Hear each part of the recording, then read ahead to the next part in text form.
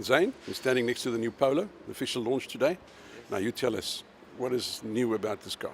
Beautiful car. To start off with, on the front end of the vehicle, much has changed. They've changed the face of the vehicle with new headlights, the new bumper, fog lights, and also interesting, they've got new engines available as well. Smaller engines, they've downscaled on engine sizes from 1400s to 1.2 to 1200cc, turbocharged engines. But downscaling the engine sizes, more kilowatts, more torque output, better fuel economy. Okay, now the model range, how many models do you get in new Polo? There's 3 current models running at the moment. You get the 1200 66 kilowatt trend line, and you get the same 1200 66 kilowatt comfort line, and you get the Highline version, which is also a 1200 81 kilowatt engine, and that you get in a manual or in DSG gearbox, 7-speed DSG gearbox. Okay, now the price range. That's what people want to know. How much do these things cost now? Very competitive. They're coming in at 188,300 is where your entry level is starting from, and then obviously there's a bit of extras which you can add on, like features like sunroof, park distance control, and Bluetooth features on the entry level models. But on the comfort line models, you got a bit more standard features compared to the entry level. Interesting also, they've incorporated now a 3-year 45,000k service plan, which we didn't have previously on our Polos or on the entry-level vehicles. So that was one of the big questions that consumers had with the dealer.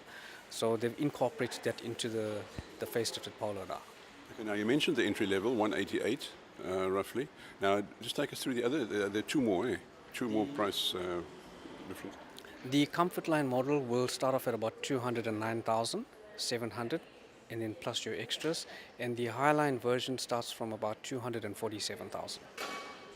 The main features that you like on this car, if somebody should buy it, what would you highlight as what would please them most? I would say the new gearbox, the DSG gearbox, which we didn't have on the previous Polos, which we've got now. Beautiful gear, smooth gear changes with better fuel economy and better performance, and also the turbocharged engines. The thing, people will think that the small engine is not going to give you a good power output, but you got to drive the car to experience it. Zane, in the past, when an engine was turbocharged, some of the engines didn't last that long because of the turbo power. Now, in these modern engines, is that a factor? Surely a 1.2 kicking out a lot of kilowatts, is that not straining the engine too much? Not at all, not at all. They've now got turbo protectors. So previously, where you had on the older model cars, you got to idle the car before you switch it off. Now you don't need to do that, and they have been tested, and it's proved itself on the market already. Yeah, so it's got intercoolers and all that kind of thing built in. Yes, yes. Zane, the Polo and the Vivo have been, I think, for the last 3 years, they've been the top-selling models in the country. Now, just put us in the picture. What is the difference between the Vivo and the Polo?